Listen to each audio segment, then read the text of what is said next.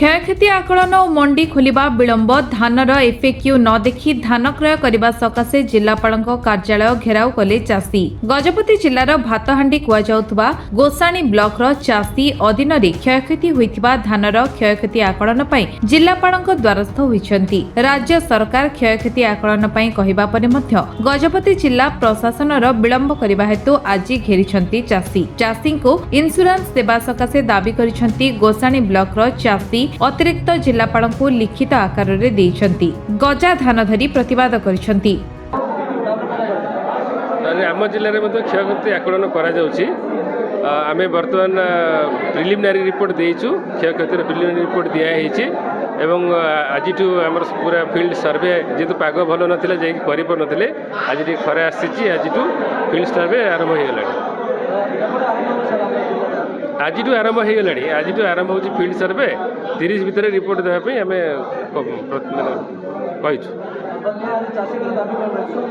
दाबी चाषी दाबी हूँ जे क्षयक्षति होती तार आकलन करा कि कंपेनसेसन देवाई इनपुट सब्सिडी देवाई एवं धान जेहेतु ओदा हो जाए तेणु एफएक्यू मानर धान हो पारन तेणु टे डिस्कलर होते मंडी में बिकापी दि जाए। से धान बर्तमान चाषी बिकिबा उपयोगी से धान नाही। बर्तमान बेरंगी हम गजा हो सारा आउ धान किसी ना परिस्थिति बर्तमान सृष्टि है। परिप्रेक्षी में गजपति जिलार चाषी माने आज जिलापाल द्वारस्थ होती यही घड़ीसंधि मुहूर्त में साहाय्य लोड़ुंट। जिलापाल को से आसिक आज गुहारी कर आमर ये जो क्षति होती यापाई कौन विकल्प उपाय पचार। जिलापाल तार प्रत्युत्तर में कहले जे आम लेखा सरकार को पठेचु परवर्ती समय आपण मान कथा विचार करूँ बोली। विगत दिन मान कथा जब देखा जावा माननीय मंत्री आश्वासन देइचंती जे बेरंगी धान किणा जदि बेरंगी धान किणा ताहले ये चाषी मैंने किछटा कोहल पाइबे बोली आशा करुचु। किंतु आमर आशा नहीं जे चलित वर्ष बेरंगी धान से किणवे बोली। समय को आम अपेक्षा करुचु। जदि आगामी दिन में बेरंगी धान किणती ताले भाबू चाषी उपकारी हेबो बोली। वर्तमान क्षयक्षति आकलन माननीय अतिरिक्त जिलापाल कहते 30 तारीख भितर एक अटकल तैयारी कर पठाइबा बोलिकी से रिपोर्ट आसला परवर्ती समय विचार को निया बोली कहते।